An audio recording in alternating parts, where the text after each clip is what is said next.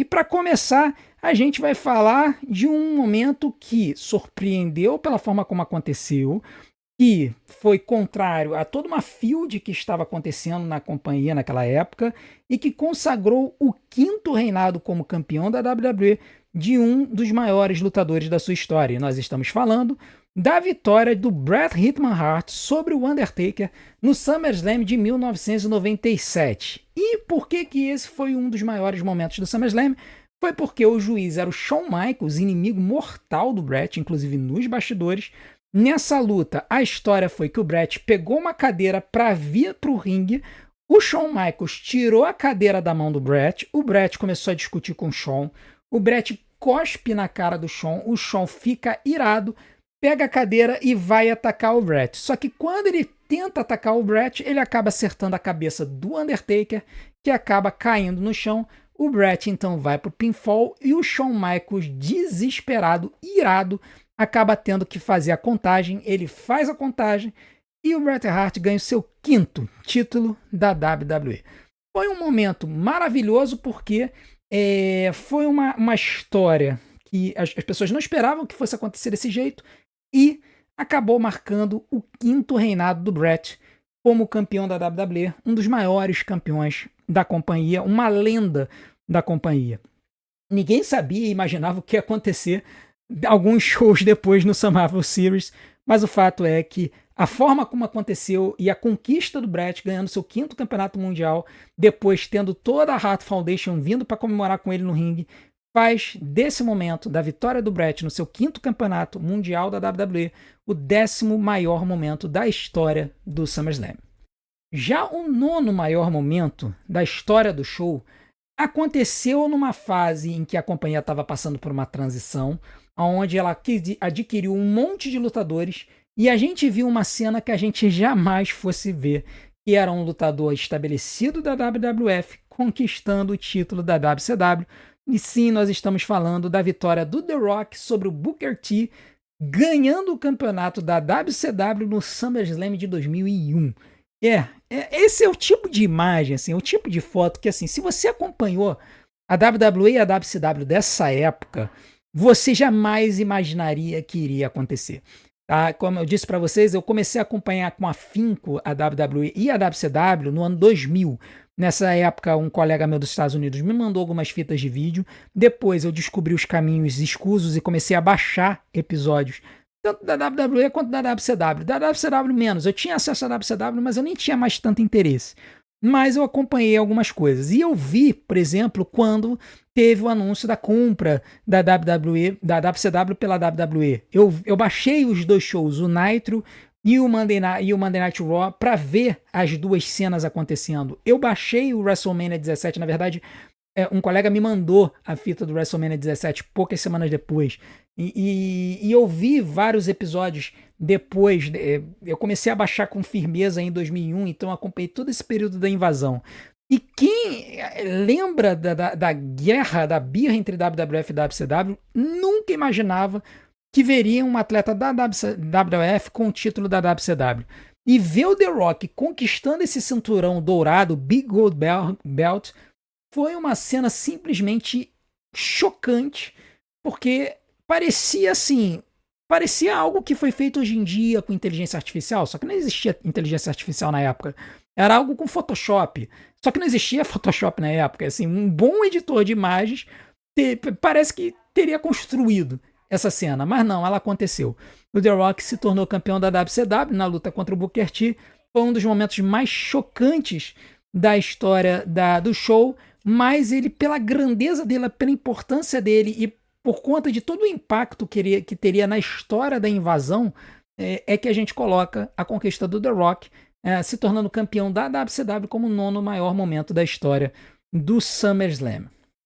Já o 8º maior momento da história do show, na verdade, tem a ver com uma estreia de um lutador. Mas foi uma estreia tão simbólica, tão antológica, tão bizarra, que a gente teve que colocar ela aqui na nossa lista, porque representou muitas coisas. E era para ter sido muito maior se, infelizmente, esse nosso queridíssimo atleta e lutador não tivesse nos deixado muito cedo. e nós estamos falando da estreia do The Fiend na SummerSlam de 2019, né? O Bray Wyatt estreando a persona The Fiend no SummerSlam de 2019. Assim, quem conheceu a carreira do Bray Wyatt sabe que ele teve uma estreia muito empurrada pela WWE. Acabou que a WWE pisou na bola com ele em vários momentos, por exemplo, entregando ele para servir de alimento pro John Cena, fazendo ele perder pro John Cena e coisas assim. Quando ele merecia muito mais. Essa que é a verdade. Depois de um tempo, ele deixou os shows e ele construiu essa nova persona que era uma persona mais vilanesca.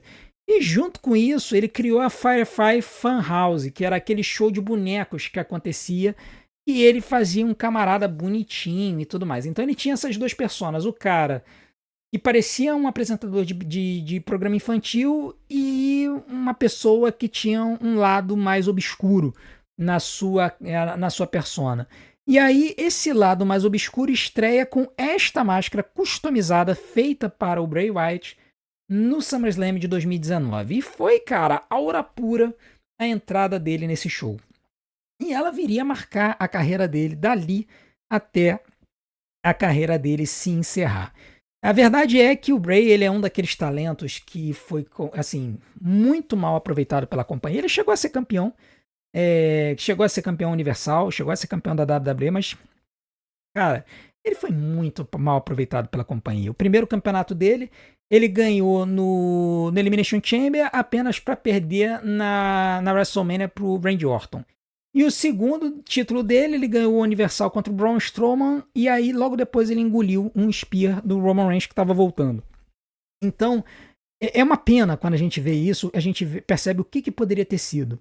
Mas foi talvez a estreia mais impactante que a gente viu na história do SummerSlam, e é por isso que a estreia da persona The Fiend do Bray Wyatt está na 8ª posição dos maiores momentos da história do SummerSlam.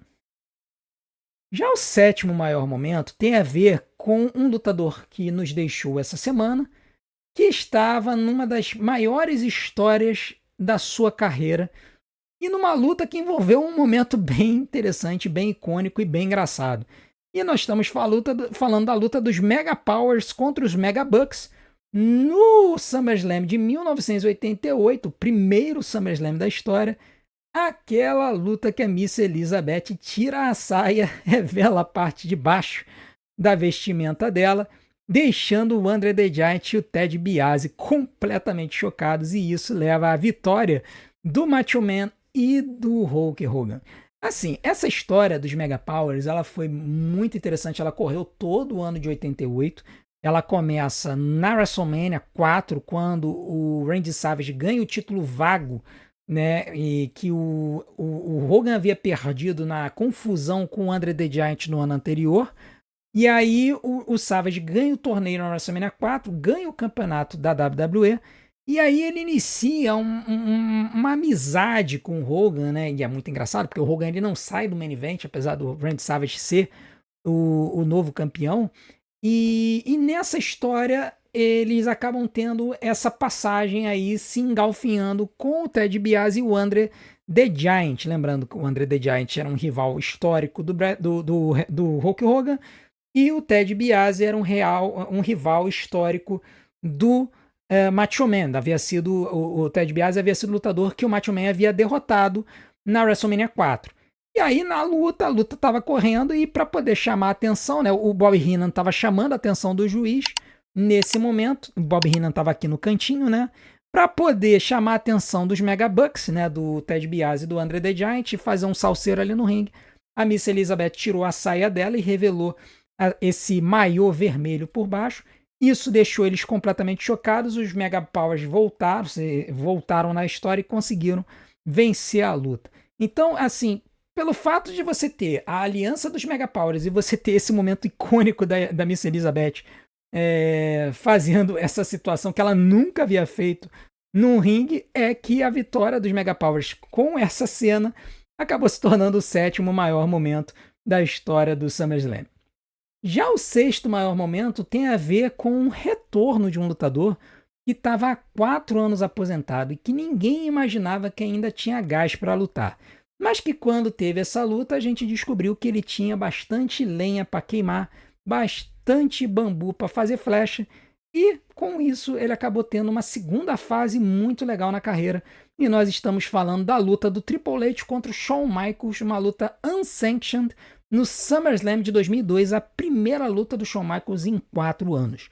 Para quem não sabe da história, o Shawn Michaels ele havia sido o cara da companhia de 96 até 98, inclusive passando pelo início da era da Atitude, só que quando foi no Royal Rumble de 98, numa luta de casket match, numa luta de caixão contra o Undertaker, o Shawn Michaels caiu com o cóccix, né, no final da coluna, batendo na quina do caixão, que era um caixão de madeira sólida, e isso fez ele fraturar o cóccix e parte da parte baixa da coluna dele, o que fez ele ficar fora da luta livre por mais de 4 anos.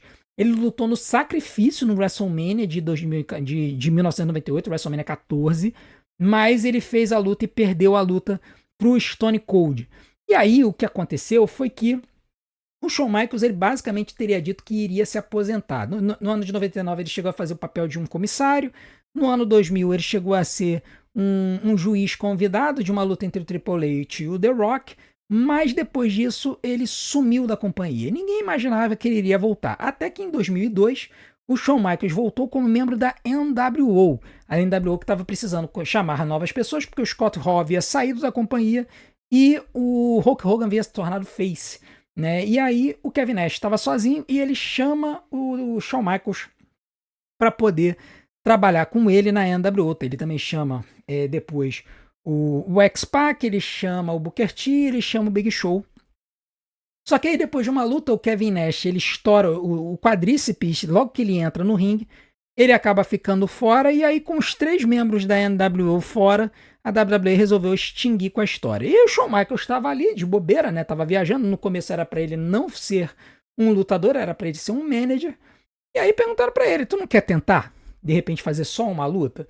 O Shawn Michaels aceitou e fez essa luta unsanctioned, ou seja, uma luta sem regras contra o Triple H. Ele fez a luta, se sentiu bem, gostou da adulação do público, o público explodiu quando viu ele entrando no ringue, e ainda mais quando ele venceu, porque ele venceu a luta contra o Triple H. E aí, quando o Shawn Michaels percebeu que ele ainda tinha condições de lutar, ele resolveu fazer mais uma, depois mais outra, e com isso ele permaneceu na companhia por mais vários anos. Então, o retorno do Shawn Michaels vencendo o Triple H em sua primeira luta em 4 anos no SummerSlam de 2002 é o 6º maior momento da história do SummerSlam. O 5º maior momento tem a ver com uma vitória antológica que ninguém esperava e foi estragada por um cash-in, mas o momento em si foi um daqueles momentos que fez muita gente vibrar que nem louco quando estava assistindo, incluindo eu, que baixava os episódios nessa época. E nós estamos falando da vitória do Daniel Bryan sobre o John Cena, uma vitória limpa, sem interferência, no SummerSlam de 2013, com o Daniel Bryan conquistando o campeonato da WWE. Assim, gente, eu já comentei várias vezes do quanto que o cash-in do Randy Orton me irrita profundamente, mas ver o John Cena perder limpo no ringue, no meio do ringue nessa época, era algo muito raro, era algo reservado apenas para atletas que a WWE efetivamente confiava. E ver o Daniel Bryan alçado a este patamar, derrotando o John Cena com o seu running knee, como a gente vê nessa foto, foi algo absurdamente chocante. Quando a mão do Triple H bateu 3 no ringue, eu me lembro que eu baixava os episódios na época, eu não tinha visto os resultados, eu não gostava de spoilers nessa época, eu quase que eu surtei na frente do computador, né? Porque era algo que eu não esperava. Eu imaginava que o Daniel Bryan iria perder a luta. Era a lógica, o Cena ganhar contra o Daniel Bryan. A gente achava que, na verdade, o Daniel Bryan tinha sido jogado aos leões e o John Cena iria se alimentar dele. Mas no final das contas não aconteceu. O John Cena não chutou, o Daniel Bryan ganhou, e o choque na face das pessoas assistindo o show foi algo absurdo, foi algo tremendo. Então, a vitória do Daniel Bryan sobre o John Cena, ganhando o campeonato da WWE de forma limpa no SummerSlam de 2013, é o quinto momento mais chocante da história do SummerSlam. Já o quarto lugar foi uma vitória de um lutador que veio a moldar toda a carreira dele pelos próximos 2 anos. Uma vitória que muita gente imaginava que poderia acontecer, mas que pela situação, pela forma como aconteceu e a situação, acabaram fazendo com que esse momento se tornasse um momento lendário. E nós estamos falando da vitória de Roman Reigns sobre Brock Lesnar, unificando os campeonatos da WWE e Campeonato Universal no SummerSlam 2022, enfrentando Brock Lesnar e um trator no processo. Foi uma luta last man standing, aonde o Roman Reigns ele botou um monte de entulho para cima do Brock Lesnar para conseguir vencer a luta. E a verdade é que o Roman Reigns ele acabou tendo ajuda dos irmãos Uso no processo. E assim, até então você não sabia exatamente quem era o cara da companhia. O Brock Lesnar tinha muita aura, muito poderio e muita gente achava que ele era o cara. Mas essa vitória e esse momento consolidaram o Roman Reigns como sendo realmente o cara da companhia, o líder da companhia, o cara que iria carregar a tocha pelos próximos anos, e foi pelos próximos anos mesmo, porque o Roman Reigns ficou carregando esses 2 cinturões do SummerSlam de 2022 até o WrestleMania de 2024, o WrestleMania 40, quando ele finalmente perdeu para o Cody Rhodes.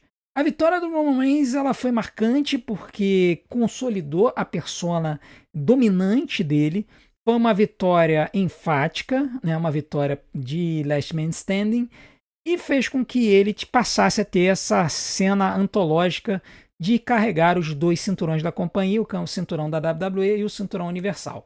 Por conta do significado, por conta de tudo que aconteceu, a vitória do Roman Reigns sobre o Brock Lesnar unificando os 2 cinturões é o quarto maior momento da história do SummerSlam. Já o terceiro maior momento da história do show tem a ver com uma luta que aconteceu entre os lutadores certos, no lugar certo, no momento certo, e que trouxe uma das maiores respostas e explosões de público da história da luta livre mundial. Talvez se você botasse um decibelímetro no estádio, a gente iria descobrir que essa foi a maior explosão de fãs em um estádio aberto na história da WWE. E nós estamos falando da vitória do British Bulldog sobre o Bret Hitman Hart pelo Campeonato Intercontinental, fazendo o público da Inglaterra, que lotou o Wembley, botou 80 mil pessoas no estádio Wembley, irem à loucura. Era como se o estádio Wembley tivesse visto a Inglaterra ganhar da Alemanha nos pênaltis na final da Copa do Mundo. Foi esse o nível de ensandecimento que foi visto no Wembley naquela noite. E essa luta tem uma série de situações que fazem a gente ficar ainda mais chocado. Primeiro, a luta foi uma das lutas assim, mais brilhantes da história da WWE, uma luta técnica incrível, sendo que o British Bulldog estava chapado, viradão nas drogas, e ele esqueceu completamente o encadeamento da luta que ele teria com o Bret. Para piorar a situação, se não me engano, o Bret, num momento que ele dá um slingshot para cima do British Bulldog, eu acho que ele bate de cabeça com o British Bulldog. E agora, se eu bem me lembro, o Bulldog, ele ainda por cima arranja uma concussão no processo. Então, meu amigo, assim, o Bret ele teve que carregar a luta inteira. Ele contou a luta inteira pro British Bulldog, movimento por movimento, durante cerca de 25 minutos. A luta foi uma coisa assim, uma daquelas lutas técnicas lendárias que só o Bret Hitman Hart conseguia entregar. E no final das contas, a luta terminou com o British Bulldog ele bloqueando uma tentativa de rolamento do Bret Hart num Sunset Flip. Ele bloqueia esse Sunset Flip, agarra nas pernas do Bret Hart e joga o corpo todo para frente, impedindo qualquer possibilidade do Bret chutar. Quando o juiz bate o 3, o público simplesmente vai ao delírio e o barulho que faz parece um jato passando por cima do estádio. Depois disso, na hora da comemoração, a Diana, que era a irmã do Bret, a esposa do British Bulldog, entra no ringue para celebrar, levantando o braço dos dois. O Bret entregou o título para o British Bulldog. Assim, foi uma cena muito bonita no estádio Wembley. E isso acaba fazendo com que esse seja um daqueles momentos mais lendários da história da WWE, e é por isso que ele está em terceiro lugar da nossa lista dos momentos, dos maiores momentos da história do SummerSlam. Já o segundo maior momento também tem a ver com uma derrota do Cena. É impressionante como o Cena tem capacidade de fazer momentos lendários na sua derrota, né? Por quê? Porque ele tinha sido tão forçado e tão bem construído como um cara indestrutível nos anos 2000, e quando ele perdia nos anos 2010, era algo completamente chocante. E essa vitória, ela culminou uma história que foi construída de forma magistral pela WWE e, no final das contas, ajudou a elevar um lutador para finalmente, realmente ser reconhecido como um cara que era main guy da companhia. Um cara que se tornaria um lendário por anos e anos a fio, ainda que essa história tenha sido estragada momentos depois. E nós estamos falando da vitória de CM Punk sobre John Cena, unificando os dois cinturões na luta pelo campeonato indiscutível da WWE no SummerSlam de 2011. A história, qual foi? O CM Punk havia feito a Pipe Bomb, havia se irritado com a companhia, ele fez uma luta contra o John Cena, aonde se o John Cena era o campeão, se o Punk vencesse, ele deixaria a companhia carregando o título com ele. Chegou no final, ele mantém, acho que ele na verdade ele era o campeão, ele mantém o título e ele sai, ele vai embora da companhia, para desespero do Vince McMahon. Ele manda um beijinho pro Vince McMahon, ele carrega o cinturão e vai embora, simplesmente. E aí fica aquela coisa, né, o Punk, ele é o campeão, não é o campeão, como é que é, tal. A WWE resolve fazer um torneio para escolher um novo campeão. A final do torneio entre o Rey Mysterio e o The Miz, o Rey ganha a luta. Só que aí o John Cena vem do nada, resolve desafiar o Rey Mysterio, dizendo que ele era o desafiante número 1 ao título. Desafia o Rey Mysterio do nada, no meio do show. O Rey ingenuamente aceita. Os dois fazem a luta e o Cena ganha do Rey Mysterio, enterra o Rey Mysterio e se torna o novo campeão da WWE. Enquanto o John Cena está comemorando, toca a música do CM Punk. Pela primeira vez toca Cult of Personality na WWE. O CM Punk volta para a companhia e aí ele levanta o cinturão que ele havia carregado para fora da companhia e esfrega na cara do Cena, numa cena bem antológica que a gente vê como é que o público não gostava do Cena, porque na hora que o Cena levanta o título, apenas as criancinhas gritam. Na hora que o Punk levanta o título, a maioria do público grita e se mostra do lado do Punk. E aí eles fazem uma luta para decidir quem é o campeão indiscutível, porque o Punk dizia que ele era o campeão, nunca tinha sido derrotado, e o Cena dizia que ele era campeão porque ele tinha ganho do Rey Mysterio, que havia ganho o torneio. Os dois se enfrentam com o Triple H como juiz, e no final das contas o CM Punk vence de novo a luta e se torna o campeão indiscutível da WWE. Isso aconteceu no SummerSlam de 2011, e esse momento teria sido o maior momento da história da WWE se não tivesse acontecido o cash-in do Alberto Del Rio momentos depois, estragando completamente o momento. Então, independente disso, foi uma culminação de uma história brilhante que aconteceu durante meses e que, assim, nos fazem perceber o quanto que a companhia realmente tinha de talento nessa época e o quanto que o Vince, às vezes, realmente era genial. Então, por conta disso, a vitória do CM Punk sobre o John Cena, unificando os títulos da WWE no SummerSlam de 2011, é o segundo maior momento da história do SummerSlam.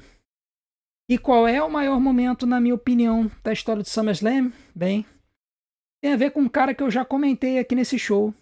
Um cara que chegou na companhia em 2002 e que apenas 5 meses depois de estrear na companhia, o cara lutou contra o maior mocinho da companhia e chocou o mundo, ganhando o campeonato da WWE. A gente está falando da vitória do Brock Lesnar sobre o The Rock no SummerSlam de 2002.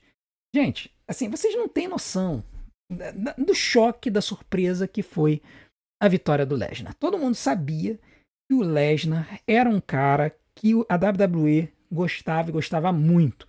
O Lesnar ele estreou na companhia logo depois da WrestleMania 18, estraçalhando um monte de gente no ringue e colado no Paul Heyman. Paul Heyman voltou para a companhia depois de perder a história da aliança, ele voltou para a companhia como manager do Brock Lesnar.